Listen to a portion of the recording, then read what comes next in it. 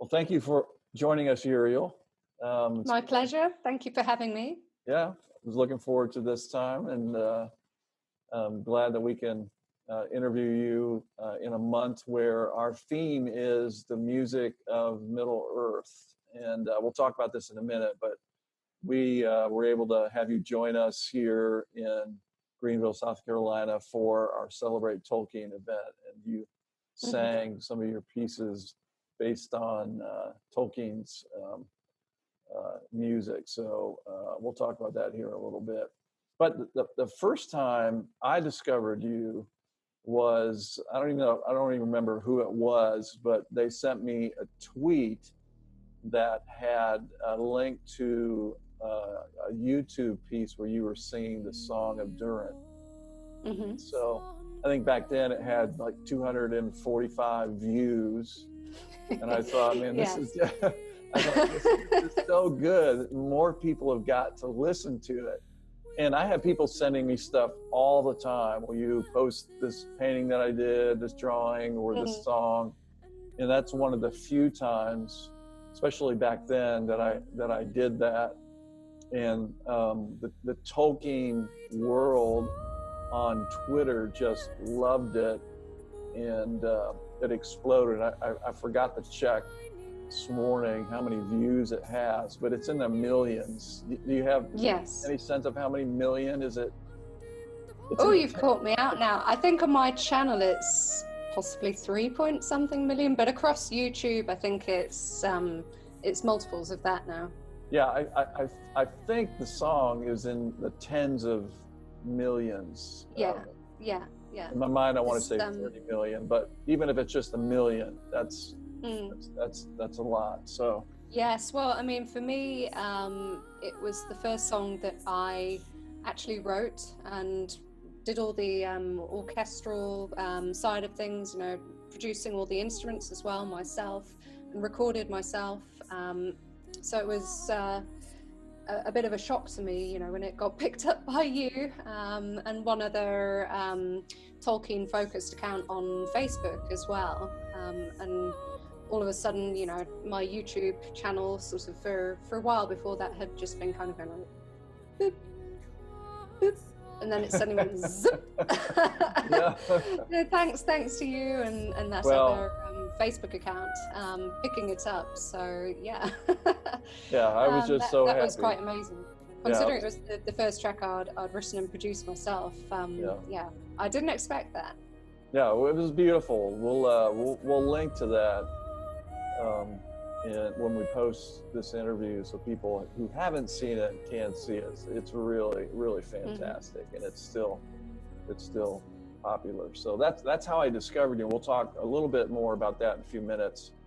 But what I would like you to do is kind of talk about your upbringing. So you're in the home you grew up in right now because of the quarantine. I am. Yes. And, so it's kind of Shire-like, right? It has some of the culture as the Shire. So what was it like growing up in the village that you grew up in?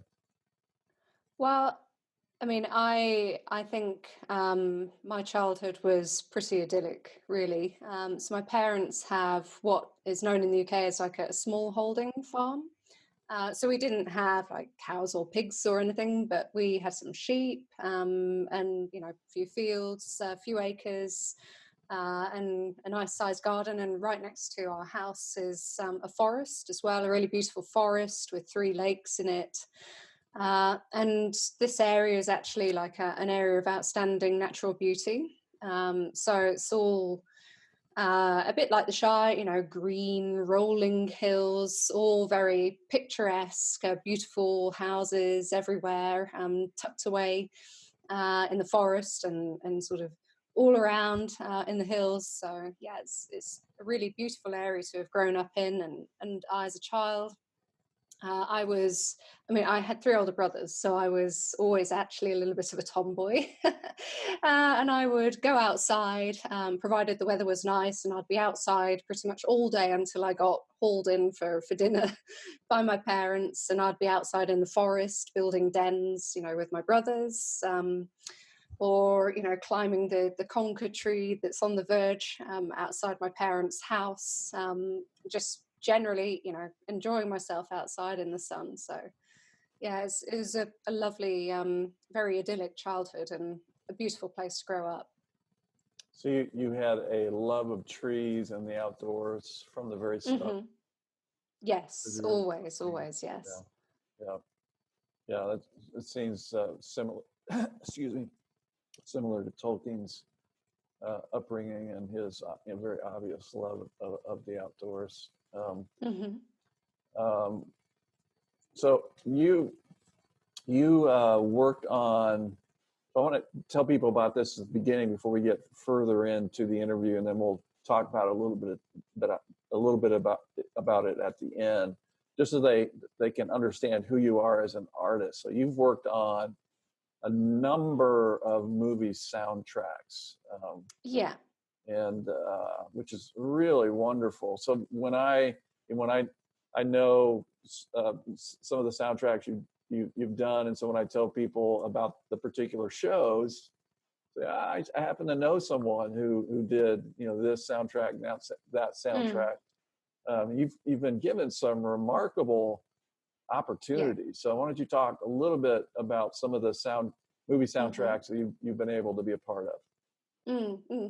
Well, going back a few years now, it was back in, I think, September 2015. I went to an event called Games Music Connect, which was all about video games soundtracks.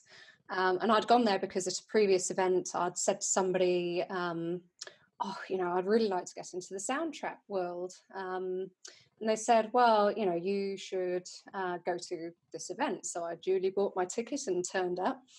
And I watched these panelists talk for the whole day. And then at the end of the day, I thought to myself, well, all of these guys, they're all at the top of their game in the various respective fields. And I'm going to have to pick one of them because there's over 1,000 people here and they'll all be inundated afterwards. So which one am I going to talk to? I think that guy. I chose one particular guy who, I'd liked how he spoke throughout the day, and I'd picked up on the fact that he did something to do with music publishing. It had actually somehow kind of escaped my notice at that point that he also represented soundtrack composers. That was actually his main thing. And the publishing was more of a kind of side part of what he does. But anyway, I went up to this guy and joined the queue of people wanting to speak to him. Finally got to the front and, said my little piece to try and introduce myself. And I think the breakthrough moment was when I said I'd gone to the Royal Academy of Music as well. And I saw, the arms unfolded, the eyebrows shot up, and he sort of reshuffled his glasses on his nose. And I was like, got him. Because he said, oh, I went there too. Did you know he had gone there? No, I had no idea that he had gone there. It was just by chance. I just said that, and fortunately he had gone there too. So there was already a sort of a little connection there. Yeah. And afterwards, anyway, he said, well, email me in 2 weeks' time because I've just got to go on a trip abroad for a couple of weeks and I'll be back. So nag me when I get back. So I did. I duly nagged when he got back. And he came back with an email saying, oh, how would you like to record a song for Downton Abbey? And, I was still at that point a relatively unknown artist. And I was like, yeah, let me think about that. You were not expecting that. Okay. Yeah. No. No, I was not expecting that at all. And anyway, long story short, one song turned into two songs. So I ended up recording two songs for Downton Abbey. But at that point, there was no film. This was before the film. It was when they were working on the TV series itself. And it was just reaching the end of the last series at that point, and they were looking to release the complete soundtrack for the TV series. And although none of the songs that were recorded for Downton Abbey were ever actually used in the episodes themselves within the series, they were included and written especially essentially for the actual soundtrack release. So yeah, that's what happened with those two songs. But since then, the same agent who represents the composer who did that series has given me the opportunity to record on, as you said, a few other soundtracks since. So I've done things like I did something for Disney Nature, a film called Born in China. I did a song for that, which was, I actually was in the studio when they recorded the orchestra for that. It was an 85-piece orchestra, which was in Abbey Road, the main studio in Abbey Road, which was pretty incredible to watch that. And then since then, I've also did something with the Harry Potter composer, Nicholas Hooper. Two things actually with him. I did a film called Winter Thaw. And I also did a bespoke thing for him, which was written for a girl who was competing in the Paralympics as a dressage rider. And she went on to win gold with that track and with her dressage routine. So that was lovely to see. And also I've done more recently, I did Shazam, a film called Shazam with Benjamin Wallfish. Who's an incredible composer. And a little superhero movie, right? Yeah, a tiny one. Tiny one, yeah. So I did that. Let me just remind myself what else I have done, because I sometimes forget. No, because there's been a few things. I've done something for the BBC, a series called Class as well, which was like a spin-off of Doctor Who. Mm-hmm. Oh yes, I forgot about that. There was a TV series version of Four Weddings and a Funeral was made. I think it was released in the US only, or it wasn't released in the UK, but it was on Who. Oh, yeah. Do you remember a church scene with a wedding where Emily Sandé duets with one of the characters in the series? Yes. The voice of that character, the singing voice, was me. Oh, really? Yeah. I did not. My ears were not keen enough to pick that up. Yeah. But well, you probably wouldn't, because that's the style of singing. You know, me, Stevie Wonder, singing in that kind of sort of poppy. It was funny because I wasn't meant to sound like a professional singer. I was meant to sound like a slightly posh lady singing, doing her best to sound good, you know, but not actually sounding professional. So that's kind of why I got. Is that hard to do? Well, I think in a way it kind of worked because of the song itself that I was singing. It's so kind of out of my comfort zone, you know, compared to what I would normally record, that actually I didn't really have to kind of try not to sound professional, if that makes sense. Mm-hmm. Because, you know, I was just so far out of my comfort zone having to sing a song like that. But yeah, that's one of the more unusual things I've done. That was a duet with Emily Sandé. I've done something called Wild Cornwall. I did the lead song for a video game, which unfortunately the development of that was paused and hasn't been resumed yet, but hopefully might be resumed again in future. But actually I might get to release that song with the guy who wrote it a bit later this year. And yeah, hang on, there was a film recently as well, of course, that I did. Something I said about it recently on social media. Hang on, my headphones are trying to fall off the back of my head.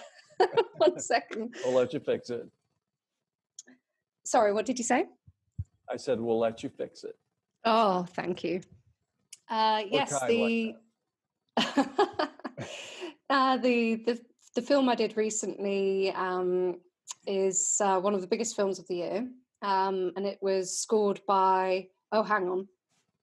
I nearly did a blooper there. I'm not actually meant to say who scored it. I don't think I A said. little teaser. A little No, no, no. I actually no. I didn't reveal that on social media because I'm not allowed to. I said that it was scored by a very well-known soundtrack composer, and he is. You know, he's got some huge credits to his name. This guy. But that was pretty amazing because I got to go back into the same studio that I had the orchestra and choir recorded for my last album. Mm-hmm. Um, and this studio, it's one of the top recording studios in the UK and in the world. It's the main hall inside an old church, and it's really big. The acoustics are stunning. It looks absolutely amazing as well. And I had to go in there after all the orchestra had left and stand in the middle of this great big hall by myself with all these executives, including the composer, who is quite demanding, and stand and record these solos. So that was both terrifying, but also a really amazing experience because there aren't many singers get to go into that main hall by themselves and record solos for anything. I mean, hiring that hall alone, I can tell you from personal experience, is very expensive, as is hiring all the professionals like the engineer and everybody else who has to be there for something like this as well. So, yeah, I've been very lucky with the opportunities I've been given in the soundtrack world so far. And there are a couple more things coming up. There's an Amazon series, which I mentioned, I think, on my social media recently. I won't ask what Amazon series. No, I can't say anyway. No, I'll ask, and you say. I'm not allowed to say. Which Amazon series are you going to be doing a couple songs for? Oh, I wish I could tell you, but I'm not allowed to say.